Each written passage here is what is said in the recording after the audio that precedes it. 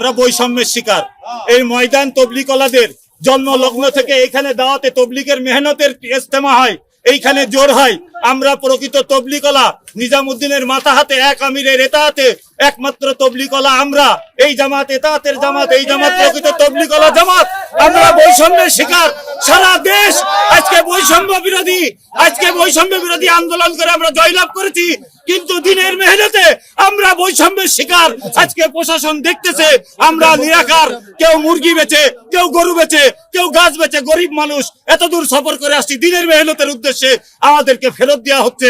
এর বিচার আমরা আল্লাহ তাআলার কাছে দিলাম। সজওয়ান বাহিনী এসছে, আজকে যে বাহিনী এসছে, এই বাহিনীটা আগামীকাল আসতে পারতো, তাদেরকে সরাই দিতে পারতো, গতকাল আসতে পারতো।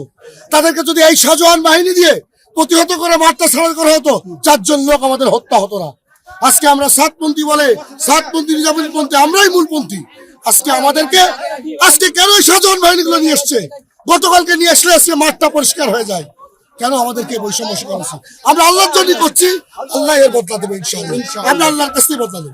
আমরা ওদের মতো বেঈমান না। হুজুর হুদায়বিয়ার যুদ্ধে বলে কাফেরদের সঙ্গে সন্ধি করেছিল বলে এখানে প্রকাশ্য বিজয়, এটা আমাদের প্রকাশ্য বিজয় হয়েছে ইনশাআল্লাহ। আমরা আইনের প্রতি শ্রদ্ধাশীল। আমাদের কলিজা বা ঢাকার না, আসরের ময়দানে আল্লাহ পাক এদের বিচার করবো। সারা বছর মাঠ দখল করে রাখছে, সারা বছরে মাঠ দখল করে রাখছে। আমরা এখন আল্লাহ রাস্তা বেরোবো, বাড়ির থেকে নিয়ত করে আসছি আল্লাহ পাকের রাস্তা বেরোবো। আল্লাহ পাকের রাস্তা বেরোতে দিতেছে না, আমাদেরকে আমল করতে দিতেছে না।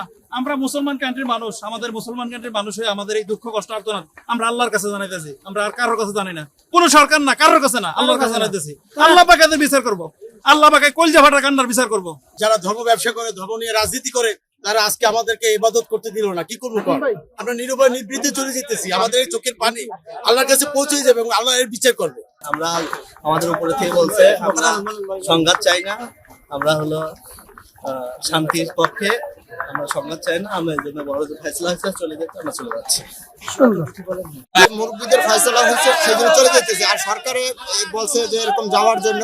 আমরা আসছি, 5 দিনের জোর ছিল, আমরা সবাই একত্রিত হয়েছি। এখন আবার সরকারে যখন এইটার উপরে করছে, হস্তক্ষেপ করছে যে না এখন আপনারা চলে যান, একটা সমাধান হবে, তাহলে আমরা সেই জন্য চলে যেতেছি, যাতে এটা একটা সুন্দর সমাধান হয়। সমস্ত মানুষ যেন এক মুসলমান হয়ে যায়, সমস্ত মানুষ যেন একটা শরীরের মতো হয়ে যায়, কারো বিরুদ্ধে কথা বলবে না। যেরকম হুজুর পাক সাল্লাল্লাহু আলাইহি ওয়াসাল্লামের জবানে এক মুসলমান আরেক মুসলমানের সাথে কি ছিল, যে একজনের জন্য একজনের জান দেওয়ার জন্য প্রস্তুত ছিল।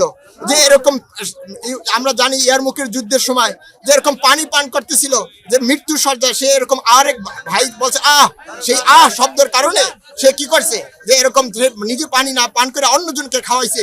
এরকম যে ছিল, আবার যেন এরকম আমরা সমস্ত মুসলমান এক হইতে পারি, সেই জন্য আমরা আসছিলাম। যে এখন জোর বলছে যে জোর হবে না, এখন আমরা আবার চলে যেতেছি। আর ভবিষ্যতে যেন সুন্দরভাবে হয়, যে সেইটা এরকম সরকার ব্যবস্থা নেবে, এইটাই আমাদের সবার কাছে দাবি।